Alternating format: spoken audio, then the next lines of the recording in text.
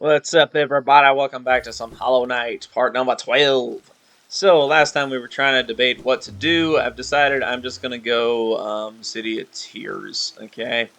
And we'll get some relics. I don't think we're going to fight the Soul Master, but I might change my mind. Ow. See, this acid is like my worst enemy, okay? Because you have to spawn back up 2 pits above. So the dash is really the only way past that one. That ledge is just annoying to me. But that could just be me. I could be wrong. I could be very wrong. It has happened before. Eh. Come back here, mushroom. Oh! And he gave all his G... No, wait, he didn't. Okay, he gave me some of his Geo. Why, thank you, sir. That's why I'm battling you and not just the infants for some soul. Their attacks here are so annoying, though. It's hard to tell when they're going to do the jump attack versus when they're going to roll at you. Yeah. Oh man, I missed the mushroom. I was going to kill him.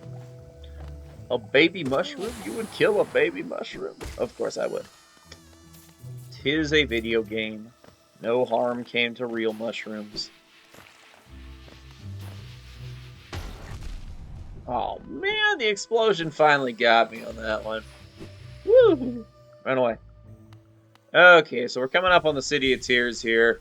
For once, I'm going into it without deciding to go Crystal Peaks first. I don't know, for some reason I usually like to go Crystal Peaks first, but I don't really want to keep you guys around while I farm for stuff.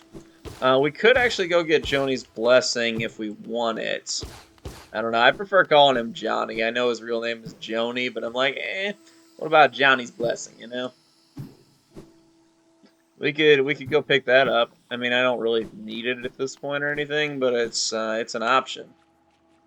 Also, the Crystal Heart ability makes dashing over this thing like so easy, so that's a good thing. Why am I running into enemies for like no reason? Why? I know I have the health for it, but still, not for much longer like that. Ow, my face. Okay. Alrighty. Ow. Am I no good at platforming or what? Ow! No, I got this. I can survive the White Palace. I can survive anything, you know? Particularly some extra soul here. I just usually Crystal Heart my way across this, so I'm not really used to this platforming thing. I did this in like my first playthrough, and then I think ever since I always go elsewhere first. Ow, I didn't do that, okay? I did a jump there. So you can hit a lever here that can give you a bridge back. That's a good option. Worth doing. Ow. Man, thorns can suck it, you know? They suck. They suck so bad. Gotta hate thorns. Okay, so we unlocked our way across here. Clearly never even got hit. It was so heroic. Okay, we get the city crest, and then the door opens. You know? And then it slams shut, and everybody's like, oh no, I'm trapped here. But actually, you're not. As much as you might think you're trapped here, you just gotta dash over some of this, and you're fine. I believe you can get back without any special abilities. You're not really getting locked in here. Though I'm really not sure why they did that. I think that it's not necessary to do that to people, to make them feel like they're trapped. I don't know. I'm one of those people who argues against the Infected Crossroads part. I really hate how they close off one of the areas for accessing the Stag Station. I mean, if you're gonna do that kind of stuff, you can't really take away people's stuff. Like, I always hate when that happens in a Metroid game. Not the losing your items, but the being able to not access an area that was accessible previously, you know? I always think that's a bad idea. I also feel almost the same way about Arkham Asylum, Batman Arkham Asylum. You know, with the part where Bane breaks you through a wall and you're back in the main area, but then you can't go back through that area. Like, that's just really annoying to me when I'm playing the game, because I'm like, clearly you know, if you're going to open up an area like this in a cutscene, you have to make it work in the real game. You know, you can't just say, like, it happened in the cutscene and everything just collapsed on it. It's not really a good reason to do that. I always want to, in a Metroidvania, I would always think design should be about what's going to benefit the player and enjoyment of the game, because that's what it's always about. It's always about the gameplay. Anyway, yeah, so we're going down here, down into the depths, and this is our first bench and our first time meeting Coral here. Hey, buddy. How's it going? See you later. I could stop this part here, but we're only 5 minutes and some in, and I feel like on commentary that doesn't really work well. The video is only 5 minutes long. Like, I feel like it works well in other genres, but still. Not in commentary as much as no commentary. Okay. Anyway, we don't really need to take this elevator down. We just need to get some Geo here. Give me Geo. So I think the first nail upgrade is 200 Geo, I want to say. So 200 Geo for the first nail upgrade. So it's pretty cheap, and we don't even need any pale ore. Then the next one is going to be 800. And the following one is 2,000, and then it's 4,000 for the final one. So it starts to get pretty expensive towards the end of the game on that. But by that point, we're not really having to worry about money. Versus at this point, there are a lot of tasty items to be bought. So, yeah. But yeah, we're coming over to see the nailsmith here, and he's going to give us some insight on the art of the nail. Well, no, he's not doing any of that. He's going to give us some insight. He's not going to give us any insight. What am I saying? He's just going to give us some freaking upgrades. If you rob me another nail to be homed, leave it on the ground and return later if you're still breathing. Oh, I thought you were somewhere else. After a nailsmith, are you? Well, you found one. I'm not much for talk, but if it's a nail that needs repair, you've come to the right place, you bug. Your own nail is quite a sorry state. It's obviously not one of mine. Still, anything can be refined with enough effort and skill. Even the broken blade. Even your broken blade. If you'd like, I can reforge your nail. I'll make the blade far more deadly. Pay 250 Geo for it. So it's 250 for the first one, 800 for the next one, then 2,000 and 4,000. Here we go. Here's the cutscene. You'll get the same cutscene every time, but it's always such a good cutscene.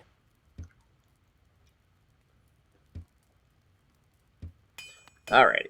So we got our nail upgraded, and now we can slice through our foes a little easier. Particularly these two dudes. No longer is it 3 hits, now it's 2. No longer is it 2 hits, now it's 1.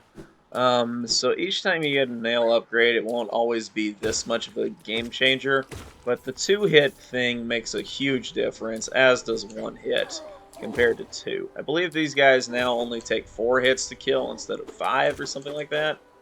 So that's pretty nice. Honestly, when you don't have any nail upgrades, the game feels a little bit rough. Once you start getting nail upgrades, the game gets a lot easier. So the nail upgrades are also going to be a really high priority for us right away. So we're going to have to take the upper path here to be able to unlock the relic shop. And so we're going to do that. A lot of people don't know you need to go up to this area when they're first casually playing the game. They're like, I don't know that was a walkable area. Like, I explored this place, and then I had to leave because, you know, I couldn't figure out where to go. It's like, use a guide, people, you know? Watch a walkthrough. It's on YouTube for a reason. I don't know. I'm one of those Metroidvania people who doesn't always love to explore themselves. Like, there are certain games, like, if I think a game is really fair about how it goes about exploration, I'm fine doing it myself, but I'm one of those people whose joy in Metroidvanias primarily comes from first watching a guide or, like, getting the basic mechanics down, and then it comes from being able to play the game myself once I kind of know what I'm doing. I don't really like to have to figure out what I'm doing right off the bat. That's just not who I am. I prefer the guided approach, which is also why I make the walkthroughs, because I feel like that can help people understand where to go and what to do, and that, you know, some of these things should always be done, etc. I don't think there's anything wrong with using a guide in that way. It does not make you hate exploration. It just means you want to figure out what you're doing from an expert to begin with, which I always think is a decent approach. Anyway, so we're going in here. We're going to encounter our first oomphy dude here. I think this guy only does 1 hit of damage, so it's better than his counterpart later down the road. He's also only a 4-hit kill. He only has as much health as the other guy with the sword. He just looks more intimidating. Anyway, we've unlocked this area now, so we can come this way. This is our collector dude, and he will offer us money for our items. Sad we have so few of them. Not sure how I feel about this dude and his, you know, his relic. His love of relics, but what I do feel about it is he's going to give us money, and we need money. You know, we need to be able to go buy that lantern, and we need to be able to go buy that charm notch, and that's going to cost us some money. So this is also why we might be best off going for Joni's blessing, because there's a king's idol up there, so that's worth something. Trying to think about other things that could be worth it. Well, I mean, there's some Geo over here, so we're going to grab that, clearly. Let's try to think about our budget a little bit. So we need to be able to afford, so 1,800 Geo for the lantern, which is starting to seem more achievable at this point. So that's a biggie. We really want that lantern, because we can get to Crystal Peaks then without the Desolate Dive. Which is, so if you have any tough times with this guy, he can't walk into the elevator, okay?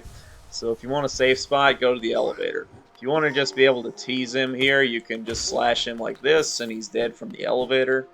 That'll help you out a bit. So, you needed that. This guy can also be hit through the floor, I believe. So make sure to do that. Even on the current patch, that trick works. So... well, it's not really a trick, it's just, you know, your nail's longer than you think it is. Hey, it's the spear-throwing guy. I don't like those guys as much as the ones that don't throw the spears. I like the nail version better. But that could just be me. Yeah. Okay, so we're trying to climb up here so we can start to unlock this area, because there are a lot of these annoying gates that we need to cut our way through in order to, well, not cut our way through. We need to be able to slash with our sword here to be able to unlock them. Okay. There we go. So you're dead. I hate these flying whatever they are. They almost look like birds to me, but they're not birds. Clearly, we're in an insect world. Insects only. Also, why does everybody hate spiders? Explain that one to me, everybody, because spiders are not evil. They're not evil like mosquitoes or ticks or anything that's trying to hurt you. Scorpions, even, they're close, you know, they're close buddies. So I'm not sure what everybody's issue is with spiders. I think naturally humans have an easy time developing fear for spiders. And if you live in an area with poisonous spiders, I can understand how that's irritating. You know, how that's a problem. Oh, hit the spikes. Why did you put spikes on top of an elevator? We'll never know. Alrighty.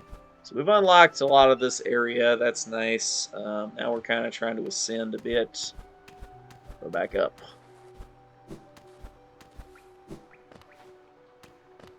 Yeah. No, I need to go back this way. Okay. Anyway. Yeah, so spiders are not really that big a problem. At least where I live in the northern United States. We don't have to deal with poisonous spiders. I mean, you have to deal with, like, wolf spiders and stuff, but there's nothing wrong with wolf spiders. They don't want to bug you. You don't want to bug them. Everybody's happy. So, I mean, like, I don't see the issue there. Here's an easy grub to rescue. You just gotta fight your way past this guy. Always rescue the grubs kind of early on, because we want to be able to get that grub song very soon. We also, of course, want to get that pale ore later down the road. There's a lot of stuff we want. So you can go right here, right into the Soul Sanctum. I don't recommend that option. I think it's generally not a good option. So here you have a little mini boss battle where you're going to have to fight a couple waves of enemies. They're not all that much. You can face tank your way through some of them. If you feel like doing that, that is a decent option for you. Wait, it's only 2 waves? Okay, it's basically nothing. I always remember that being a lot harder than it actually turns out to be, huh?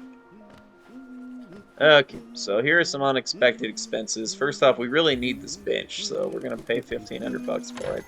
The game's a little stingy on that kind of stuff, you know? Charting such a different space is quite the challenge, though one I've eagerly undertaken. Perhaps you'd like to purchase a copy of my achievements so far? Yeah, we need your map, buddy. Or drop the annoying accent. Anyway, we can actually now just get the hell out of here. Oh, watch it there. You soggy vagabond. Vagabond. I don't want you splashing me. I've had a miserable time trying to keep dry. I am Zoth the Mighty, a knight of great renown. If I decide that I'm going to stay dry, then that's what's going to happen.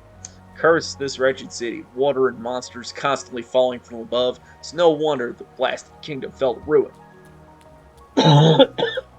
Yeah. Man, Zoth, you're wearing out my voice, buddy.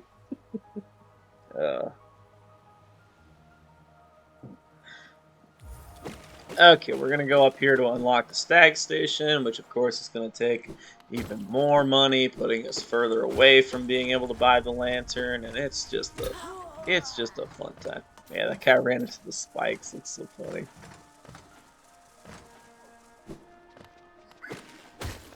Okay, here we have ourselves an essence tree. That thing will come in handy later on when we're in need of essence. Need ourselves some essence tree. That'll be useful. So that's fun. Ah, you done hit me in the face. Stop doing that. Sometimes I just have to slash the walls because hidden stuff in Hollow Knight is usually well hidden. So, you know. Broken walls are not always they don't always do a very good job of showing off the fact that they're definitely broken. I mean, some of them do, but most of them do not. It's Legend of Zelda style in that one. Sometimes you just gotta swing at things to figure that out. Why do I keep falling there? The platforming in this game is not that hard. Up until the White Palace. Then it gets to be a hassle. 4 hits is so much nicer than 5 for some reason. Okay.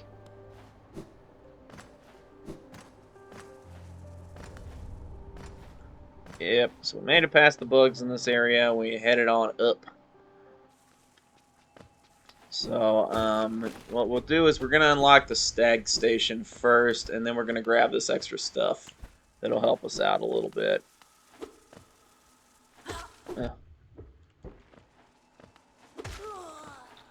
3 hits is also so much nicer than 4.